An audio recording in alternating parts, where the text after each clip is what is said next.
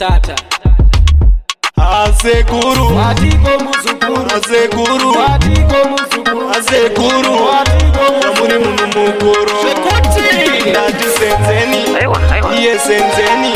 meseji mufoni bebi senzeni nasi makuzeni hanzi kule mukunyenga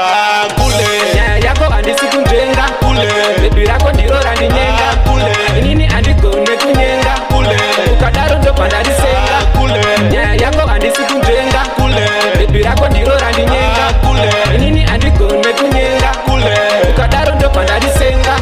sekuri mimi hamusipo kunyangwe kumba kwangu nyini taindisipo maitouya moita ukazvisiriso mukuru mukuru angainga rarai pasi nimbokuru wa1 unozofunga kuti chawakuita zvemakwani senzeni nyarara nsanda kurowa nepani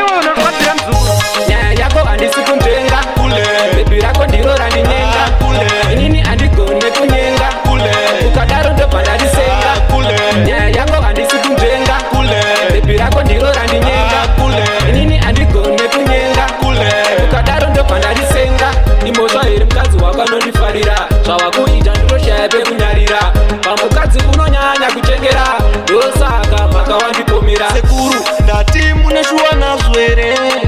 eye muzukuru saka ndichada chitotakura nai maya muzukuru